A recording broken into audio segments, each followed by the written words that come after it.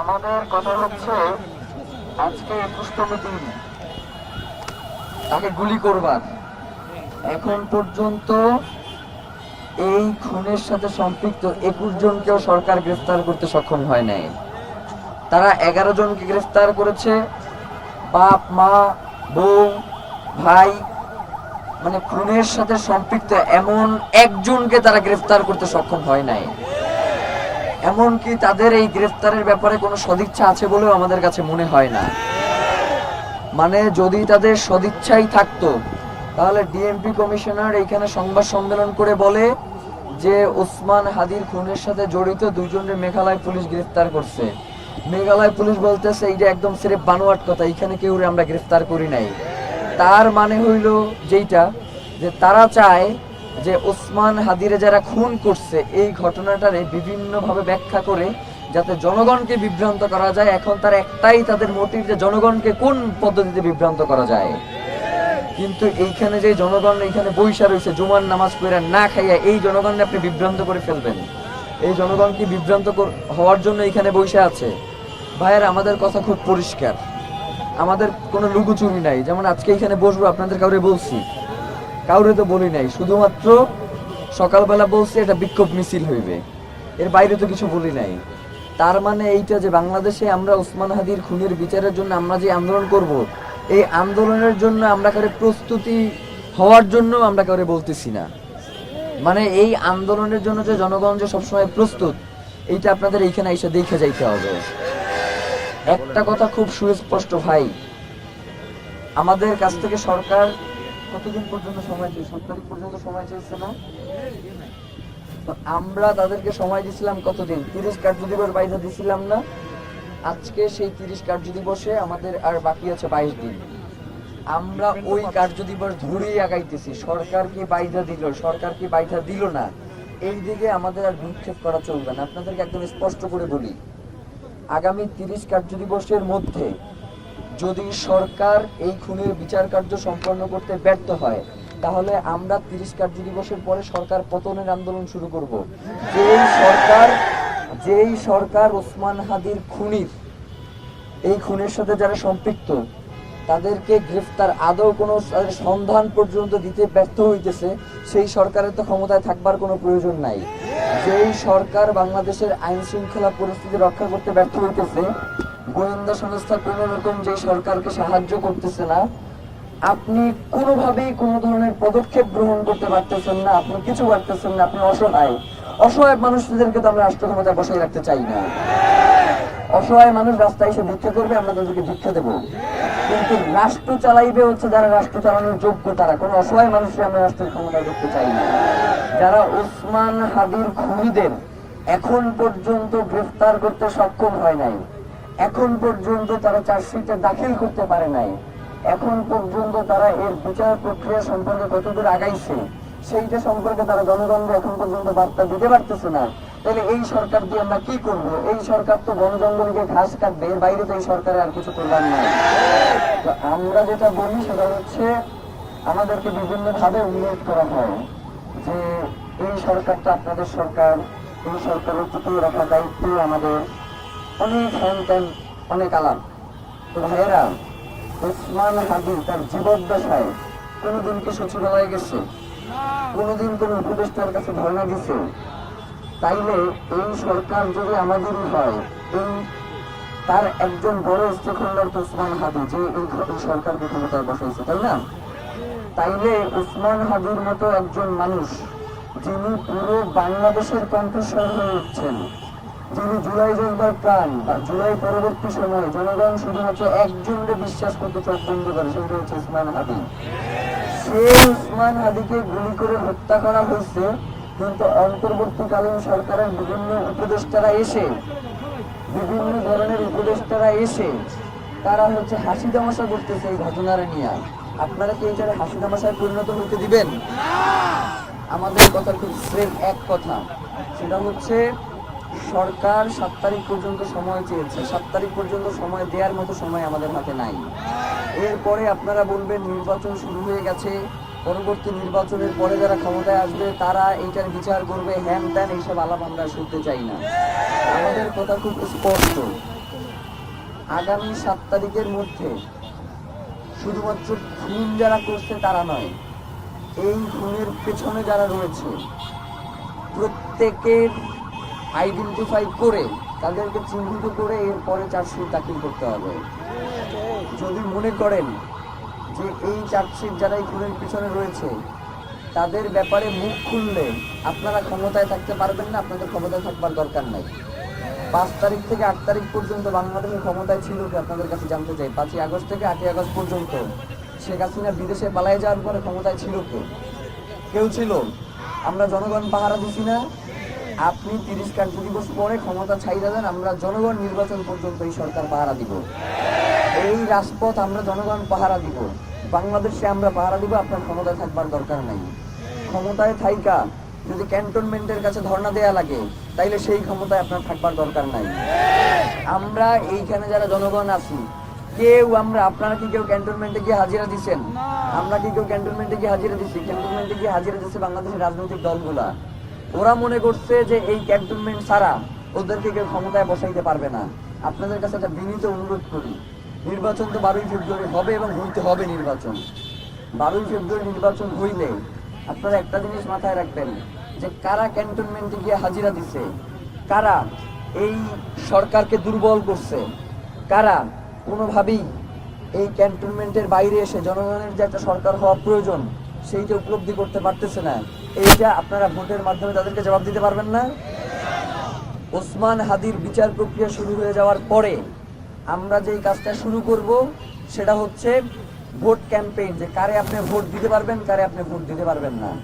কারণ ওসমান হাদি যে আদর্শের রাজনীতি শুরু করে দিয়ে গেছিল এই রাজনীতি আমাদের বাস্তবায়ন করতে হবে না?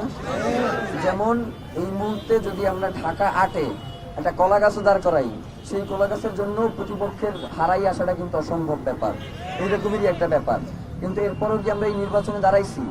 ওসমান হাদি কি বলছে যে আমি শুধু 5 বছরের জন্য ঢাকা 8-এ ইলেকশন করবার জন্য আসি নাই, আমি বাংলাদেশের রাজনীতি পরিবর্তন করবার জন্য আসছি। আমি বাংলাদেশের রাজনীতিবিদদের জন্য কঠিন করে দেব যাতে তারা ওই যে ক্ষমতায় যাওয়ার জন্য পাগলপারা না হয়। তো আমাদের দায়িত্ব হচ্ছে, ইনকিলাব মঞ্চের দায়িত্ব হচ্ছে বাংলাদেশের রাজনীতিবিদদের জন্য কঠিন করে দেওয়া। তাদেরকে শুধু ক্ষমতায় না, ক্ষমতায় গিয়েও জনগণের কাছে যাতে ধর্ণা দিতে হয়, আমরা সেই আন্দোলনে নামবো ওসমান হাদির বিচার নিশ্চিত হওয়ার পর। পারবো না ভাই আমরা?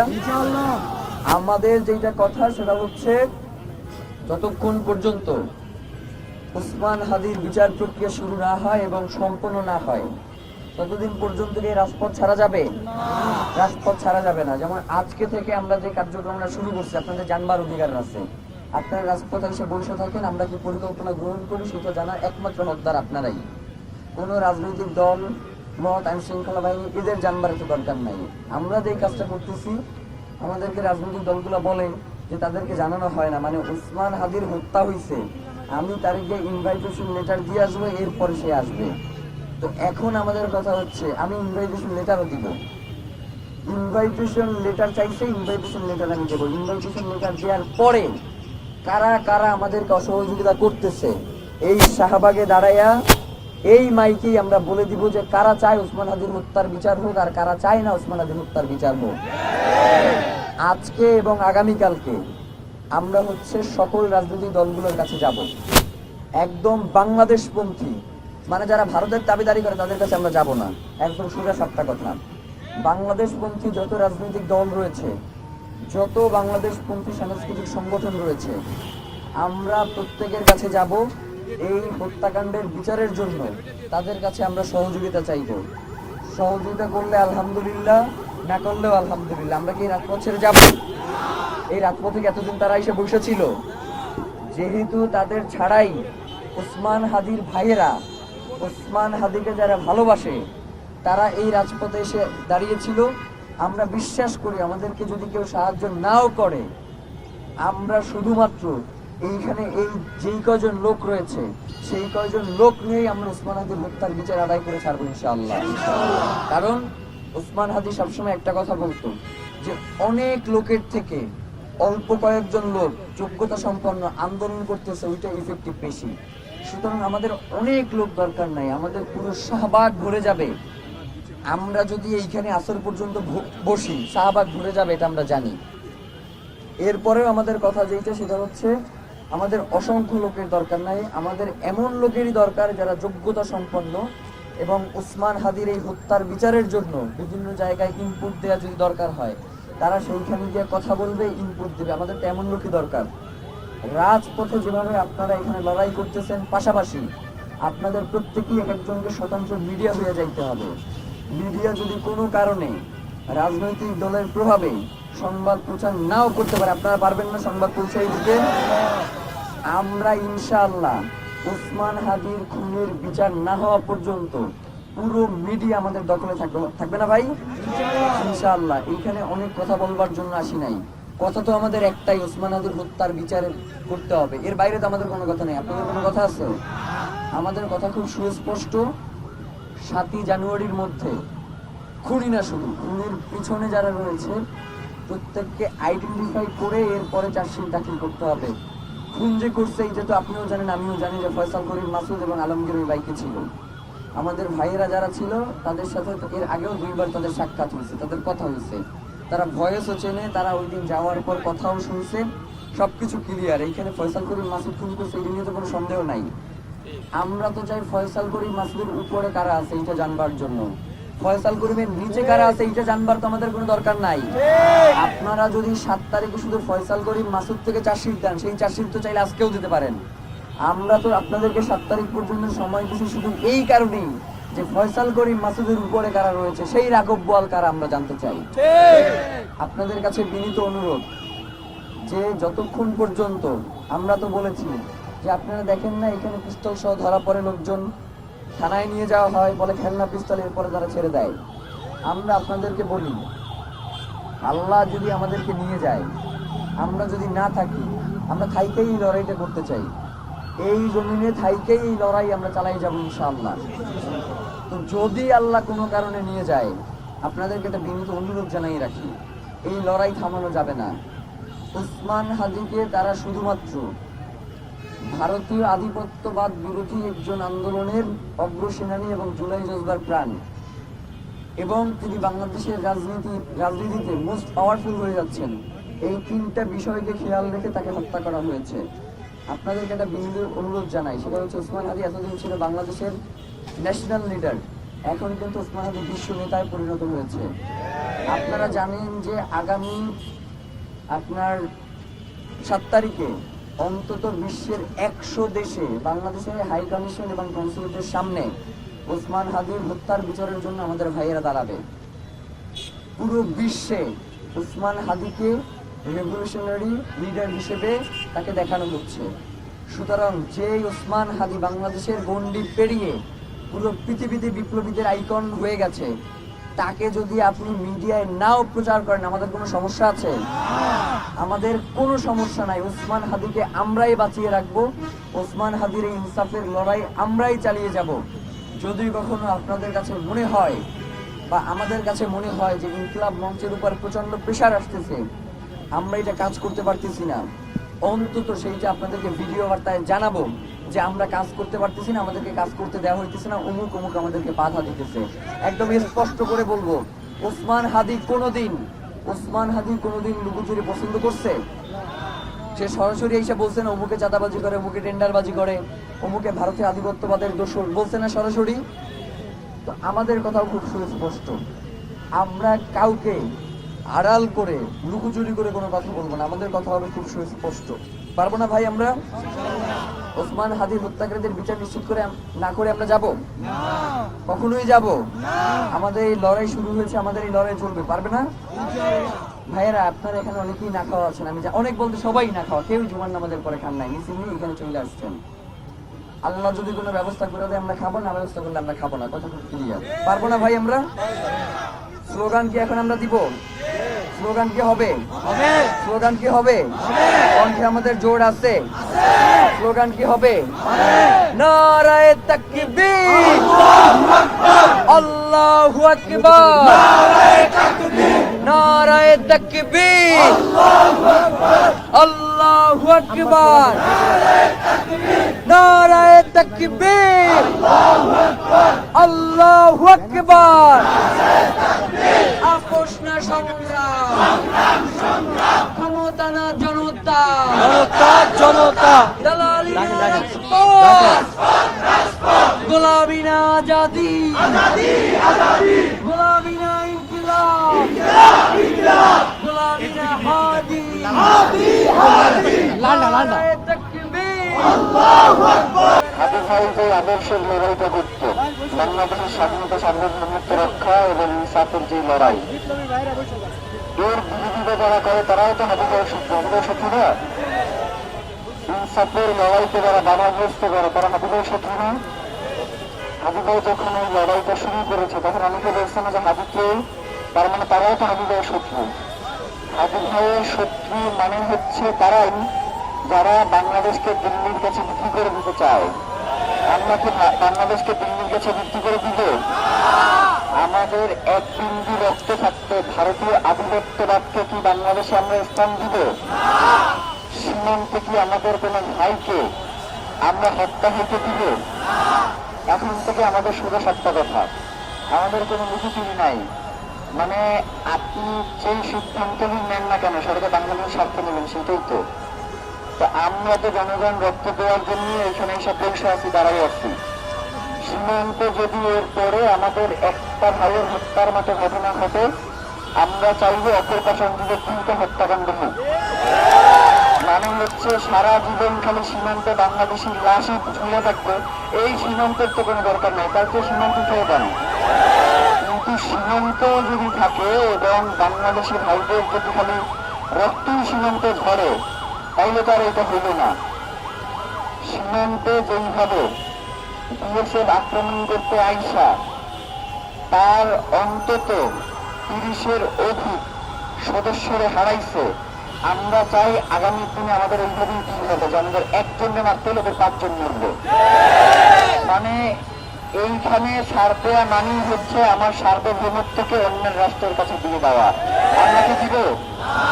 বাংলাদেশ স্বাধীন রাষ্ট্র নয়, বাংলাদেশ তো স্বাধীন রাষ্ট্র, কিন্তু বাংলাদেশে কি সার্বভৌমত্ব আছে? সার্বভৌমত্ব হচ্ছে আপনি একটা স্বাধীন রাষ্ট্রে বসবাস করেন, কিন্তু এইখানের কোনো ব্যাপারে সিদ্ধান্ত নেওয়ার আপনার কোনো অধিকার নাই। এটা হচ্ছে আপনার সার্বভৌমত্বের সাথে, মানে আপনি স্বাধীন রাষ্ট্র, এখানে সরকার গঠন হয়, সবকিছু ঠিক আছে, কিন্তু আপনাকে ভারতের দাবাদারি করতে হয়, দিল্লির কাছে আপনার মাথা নত করতে হয়, দিল্লির প্রেসক্রিপশনে আপনার নির্বাচন পরিচালনা করতে হয়। সুতরাং এই বাংলাদেশের স্বাধীনতা আছে, সার্বভৌমত্ব কি নাই? আমাদেরকে এই সার্বভৌমত্বের জন্য লড়াই করতে হবে। আপনারা পারবেন না সার্বভৌমত্বের জন্য লড়াই করতে? এই সার্বভৌমত্ব হাবি নয়, হাবির মতো করে আমাদের সকলেরও যদি এই সার্বভৌমত্বকে রক্ষার জন্য জীবন দিতে হয়, আমরা পারবো না ভাই? এখন পর্যন্ত কেউ কোনোভাবে আমাদের দেশকে, আমাদের দেশের জনগণকে, ক্ষমতায় যারা আসে তাদের সাথে বিভিন্নভাবে ওদের নেগোসিয়েশন হয়, কথাবার্তা বলে, কিন্তু বাংলাদেশের একজন জনগণকেও কি ওরা ভারতের পক্ষে নিতে পারছে? দিল্লির তাবেদারের পক্ষে নিতে পারছে? এই নির্বাচন হবে ভারতের বিপক্ষে, দিল্লির বিপক্ষে আমাদের বার্তা জানান দেওয়ার একটা নির্বাচন, যে আমরা অবশ্যই, বিএনপি যদি বলে যে আমি ভারতীয় আধিপত্যবাদকে আজকে থেকে বিদায় দিলাম, আমরা বিএনপির পক্ষে প্রয়োজনে ক্যাম্পেইন করব। জামায়াত যদি আগামীকালকে বলে যে ভারতের সাথে আমাদের শুধু রাষ্ট্রীয় যে সম্পর্ক, এর বাইরে বাংলাদেশের স্বাধীনতা সার্বভৌমত্ব বিনষ্ট হয় এমন কোন সম্পর্ক ভারতের সাথে আমাদের নাই, উল্টো ভারত যদি বাংলাদেশের উপরে কোন ধরনের প্রেশার ক্রিয়েট করে, আমরা সাথে সাথে জনগণকে নিয়ে তা প্রতিহত করবো। এই ধরনের যদি বার্তা জামাত দেয়, আমরা জামাতের পক্ষে ক্যাম্পেইন করবো, আমাদের তো কোনো সমস্যা নাই। কিন্তু আপনি ভারতের দাবিদারি করবেন, একসাথে গিয়ে ইন্টারকন্টিনেন্টালে সেরাটনে গিয়া ভারতীয় কূটনীতিকদের সাথে বৈঠক করবেন, আবার আইসা আমাদের কাছে বলবেন যে বাংলাদেশের স্বাধীনতা সার্বভৌমত্ব রক্ষায় আমরা জীবন দেওয়ার জন্য প্রস্তুত আছি, এই ধরনের বিচারিত আমরা মানব না। আপনাদের সাথে যদি কেউ বৈঠক করতে আসে, আপনারা অবশ্যই বৈঠক করবেন, কিন্তু সেই বৈঠক হবে ওপেন, কোনো সিক্রেট বৈঠক নাই। মানে দিল্লির সাথে আমাদের কোনো গোপন বৈঠক চলবে না। আমাদের দিল্লি নয়, শুধুমাত্র আধিপত্যবাদ। এখন যেহেতু বাংলাদেশের 3 পাশ থেকে ঘেরা দিল্লি, ভারতীয় আধিপত্যবাদ, যার কারণে আমরা ভারতীয় আধিপত্যের বিপক্ষে কথা বলি। এখন যদি আমেরিকা বাংলাদেশ আধিপত্যবাদ খাটাইতে চায়, আমরা কি আমেরিকার বিরুদ্ধে কথা বলবো না? আমরা কি কারো কাছে বাংলাদেশের স্বাধীনতা সার্বভৌমত্ব বিকিয়ে দিব? দিব না। তো যার কারণে আমাদের এই লড়াইটা কেবলমাত্র শুরু। ওসমান হাদি হচ্ছে আমাদের এই লড়াইয়ের পথটা দেখিয়ে গেছেন। এখন হচ্ছে আমাদের সেই অনুযায়ী সামনের দিকে আগায় যেতে হবে। আমাদের কথা একটাই, আমরা বিচারের পর বাংলাদেশের সকল ধরনের আধিপত্যবাদের বিরুদ্ধে আমাদের এই লড়াইটা করবো ইনশাআল্লাহ। আপনারা পাশে থাকবেন না ভাই? স্লোগান কি হবে? কোন দিকে আওয়াজ আছে? স্লোগান কি হবে? কোন দিকে আওয়াজ আছে? আল্লাহু আকবার, নারে তাকবীর, আল্লাহু আকবার, নারে তাকবীর, আল্লাহু আকবার। আমাদের এই আজাদির স্লোগানকে অনেকে ভয় পায়। মানে বাংলাদেশের স্বাধীনতা সার্বভৌমত্বের প্রশ্নে নারায়ে তাকবীরের থেকে বড় কোনো আজাদির স্লোগান নাই। আছে? স্লোগান কি হবে? আজাদির স্লোগান কি হবে? নারায়ে তাকবীর, আল্লাহু আকবার, আপোষ না সংগ্রাম, ক্ষমতা না জনতা, ক্ষমতা না জনতা, দালালি না রাজপথ, দালালি না রাজপথ, গোলামি না আজাদি, গোলামি না আজাদি, গোলামি না ইনকিলাব, গোলামি না ইনকিলাব, গোলামি না ইনসাফ, গোলামি না ইনসাফ, গোলামি না হাদি, গোলামি না হাদি। আমার ভাই মরল কেন? ইন্টারিমি জবাব দে। হাদি ভাই মরল কেন? ইন্টারিমি জবাব দে। হাদি ভাইয়ের রক্ত শহীদের রক্ত, লাল সবুজের রক্ত, স্বাধীনতার রক্ত, লাল জুলাইয়ের রক্ত, দিয়েছি তো রক্ত, দিয়েছি তো রক্ত, দিয়েছি তো রক্ত, রক্তের বন্যায় এসে যাবে অন্যায়। কে বলেছে হাদি নাই? হাদি সারা বাংলায়। কে বলেছে হাদি নাই? এক হাদি লোকান্তরে, লক্ষ হাদি লড়াই করে, এক হাদি লোকান্তরে, লক্ষ হাদি লড়াই করে। আমরা সবাই হাদি হব, যুগে যুগে লড়ে যাব। আমরা সবাই হাদি হব, যুগে যুগে লড়ে যাব।